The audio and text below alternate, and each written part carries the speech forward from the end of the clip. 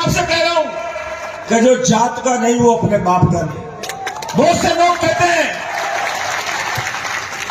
कि धीरज गुजर तो गुजरों की बात करता है।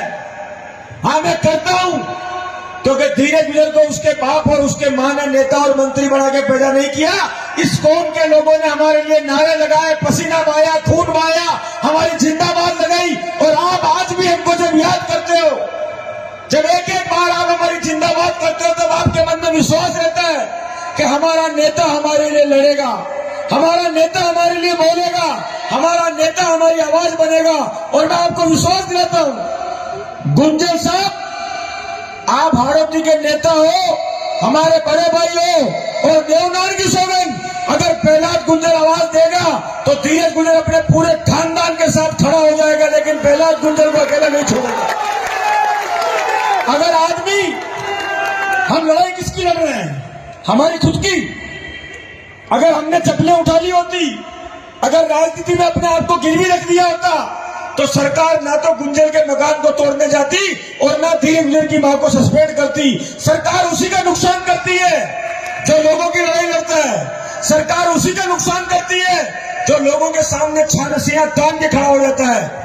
हम राजनीति लोगों के कंधे पे बंदूक रखने की नहीं करते हैं। मैं आज आपको कह रहा हूं कि धीरज गुजर बूंदी में आपको एक करने के लिए आया है।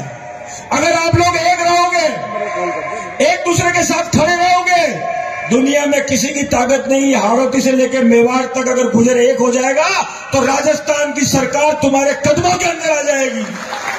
लेकिन हमें बगड़ावतों को श्राप लगा हुआ रानी जयमती का, इसीलिए बगड़ावत के पास बगड़ावत बैठता है। मैंने कल भी कहा था बिजोलिया के अंदर कि जब तक लोखा की ख्वाड़ी के अंदर लकड़ी को बेचो न हुए। एक छोटी सी कहानी कह देता हूं मैं। एक बार जंगल के अंदर दो लकड़ारे गए। उन्होंने एक पेड़ को देखा, मजबूत पेड़ था, मोटा, अच्छा मजबूत। तो उन्होंने कहा कि इस पेड़ को काटना है, कल आते हैं वापस। तो वो दोनों चले गए वापस लकड़ारे। तो वो दूसरे पेड़ ने कहा कि भाई कल तेरा नंबर है, तू कल कट जाएगा। तो उस पेड़ ने कहा कि चिंता मत करिए, मुझे नहीं काट पाएंगे। क्या कहा? कि चिंता मत करिए, मुझे नहीं काट पाएंगे। अगले दिन वो लकड़ारे आए, उनके हाथ में कुहाड़ी थी, छोटी तबल थी, और वो घंटे 2-3 घंटे तक उस पेड़ से माथापच्ची करते रहे, लेकिन वो पेड़ नहीं कटा। आखिर में वो परेशान हो गए। एक लकड़ारा चढ़ा और उसने उस पेड़ की लकड़ी को तोड़ लिया और उस लकड़ी को तोड़ के कहा कि कल आते हैं, कल इसका इलाज करेंगे। तो वो जाने के बाद दूसरे पेड़ ने कहा कि यार तेरी किस्मत अच्छी है, तू बच गया। उसने कहा आज तो मैं बच गया, लेकिन कल तो मुझे कटना ही पड़ेगा। क्या कहा उसने? कल तो मुझे कटना ही पड़ेगा। तो उसने कहा यार जब तुझे आज नहीं काट पाए तो कल कैसे काट देंगे। और अगले दिन वो जब लकड़ारे आए, उनके हाथ में 2 कुहाड़ियां थी और उन कुहाड़ियों के पीछे लकड़ी का बेसा लगा हुआ था। तो उस पेड़ ने कहा कि सुन ले मेरी बात, मेरी जिस टहनी को ये तोड़ के ले गए, इन्होंने उस लोहे के कुहाड़े के पीछे उस लकड़ी को लगा दिया। ये मेरी लकड़ी उस कुहाड़े का साथ नहीं देती तो ये पेड़ कटता नहीं। इसी तरह हमारे अंदर समस्या है, अगर हम एक दूसरे को काटेंगे नहीं तो हम लोग खत्म कैसे होंगे। ये श्राप लगा हुआ हमारे को रानी जयमती का। और मैं आपसे आज कहता हूं, ये सरपंच, प्रधान, सांसद, विधायक, अगर हमारे अंदर एकता रह गई, हम तो नेता हैं। नेता अपने स्वार्थ में आपको लड़ाने की बात कर जाएगा, लेकिन अगर आपके अंदर एकता रहेगी तो नेता को आपके पास, आपके जाजम में, चरणों पे बैठना पड़ेगा। मुझे बताओ कौन ऐसा नेता है जो आपके वोट के बिना नेता बन जाएगा? अपनी गाड़ी का तेल फूंकते हो, रात दिन मेहनत करते हो, जिंदाबाद लगाते हो, और जब आप काम कराने के लिए जाते हो, आपका समाज का नेता आपकी तरफ देखता नहीं तो आपकी छाती के अंदर कितना गुस्सा आता होगा।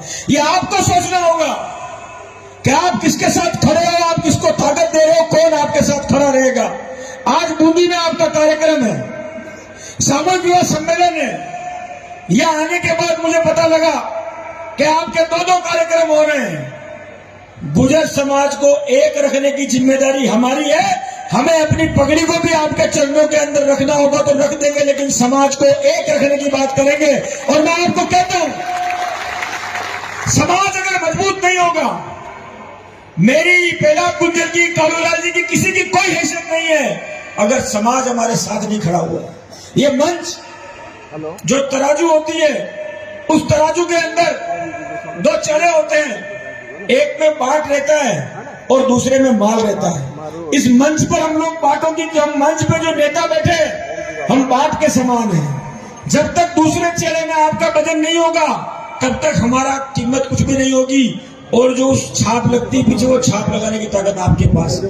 मैं आपको ये बात इसलिए कह रहा हूं, इस बूंदी के अंदर आप लोगों ने वो करके दिखाया कि राजस्थान सरकार की जब गोलियां चली, गुर्जर समाज के लोगों ने अपनी छाती आगे कर दी। और राजस्थान के अंदर जो आरक्षण की आग हुई, उसने सिर्फ राजस्थान के अंदर काम नहीं किया, जम्मू कश्मीर से लेकर महाराष्ट्र तक और कन्याकुमारी से लेकर कश्मीर तक, जहां जहां पर भी गुर्जर समाज का खून था, उस खून के अंदर एकता पैदा हो गई।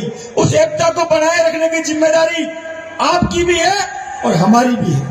आज पहला गुर्जर के दिल का दर्द आपके सामने आया। ये अपने आप को कह रहे थे मुझे गाड़ी के अंदर कि मेरे समाज के लोगों को कमजोर करने के लिए रोज इनको काम धंधे बंद करने की जिम्मेदारी देते हैं। गुर्जर साहब, आप हथियार उठा लेना। ये धीरज गुर्जर वादा कर रहा, हमारा इतिहास लोग जानते हैं कि धीरज का कलम भी चलती है, धीरज का जूता भी चलता है।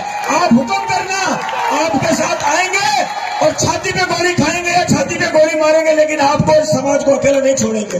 मैं राजनीति करने के लिए नहीं आया हूं, मैं आज बूंदी के गुर्जरों को प्रणाम करने के लिए आया हूं। आपकी ताकत, आपकी हिम्मत और आपकी एकता के कारण पूरे राजस्थान के अंदर गुर्जर आरक्षण अधिकार के अंदर समाज का नाम हुआ था। आज आप लोगों को मैं कहना चाहता हूं कि राजनीति करने के लिए नेताओं का कंधा मत बनो, बल्कि नेताओं के कंधे का इस्तेमाल करो। आप में अक्ल होनी चाहिए। मैं आज भी आपको कह रहा हूं, हमारे समाज में हमारे को जिस समाज की सामाजिकता खत्म हो जाती है, वो समाज अपनी जड़ों को भूल जाता है, समाज के संस्कार खत्म हो जाते हैं, तब समाज कमजोर पड़ जाता है। आज आपने पुण्य का काम किया है। जो बेटी अपने बाप के घर जन्म लेती है, अगर उसके माता पिता की जेब के अंदर पैसा नहीं होता है तो उसके बाप के माथे पे सलवटें आ जाती है। कल को मेरी बच्ची के हाथ पीले कैसे करूंगा। लोग कहते हैं कि कुरीतियों को दूर करो। जब आदमी के पास पैसा नहीं होगा, वो मौसम के अंदर 2-2, 3-3, 4-4 बच्चों की शादी साथ में करेगा।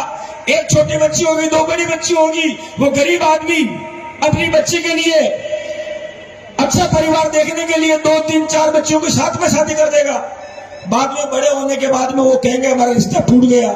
लेकिन जब समाज खड़ा हो जाएगा कि जिसके घर बेटी ने जन्म लिया, वो जिम्मेदारी उसके माँ बाप की नहीं बल्कि समाज उसका माँ बाप है, तो अगर समाज अपनी बच्ची की, जो बच्ची भाग्यशाली होती है उसके माता पिता उसका कन्यादान करते हैं, लेकिन जो बच्ची सौभाग्यशाली होती है उसका समाज उसका कन्यादान करता है। और आप लोगों ने निःशुल्क सम्मेलन करके इस सामूहिक विवाह सम्मेलन के अंदर एक परंपरा की शुरुआत करी।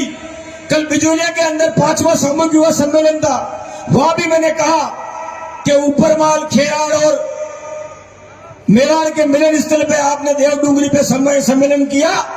और जब समाज के अंदर बच्ची के शादी की जिम्मेदारी और नौजवान बच्चों की शिक्षा की जिम्मेदारी समाज ले लेता है। बहुत सी बार मैं देखता हूं हमारे अधिकारियों को कहता हूं, अरे भाई गुजरे का काम करे ना, डर खा लाग रही हो तुम्हें, तो लग लग लग लग लग लग दम खई चक्कर डर खा लाग रही हो कि भाई साहब हमको बचाएगा कौन। आपके समाज का कोई अधिकारी कर्मचारी, उस पर अगर कार्रवाई होती है और उस समय पर आप बोलते नहीं हो, उसका हौसला पस्त हो जाता है। हमारे किसी नेता के साथ अन्याय होता है, उस समय कौम अगर खड़ी नहीं होती है, और देखो दोनों हाथ से ताली बजती है, अगर किसी नेता का आप साथ दोगे, उस नेता की भी जिम्मेदारी है कि वो आपके साथ खड़ा होकर आपकी आवाज को बनेगा। हम सिर्फ आपसे लेने का काम नहीं करते हैं, आज हम आपके साथ आपकी लड़ाई को लड़ना चाहते हैं। इस हारोती और मेवाड़ के अंदर झालावाड़ से लेकर राजसमंद तक हमारे समाज की इतनी बड़ी संख्या है।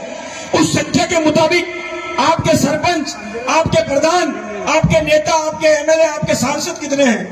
आज राजस्थान का एक भी सांसद आपके समाज का नहीं है। हमारी सीटों को रिजर्वेशन के अंदर फंसा देते और उसके बाद में जहां सरपंच की सीट बच जाएगी, जहां आपके 1000-2000 वोट होंगे, वहां पर 5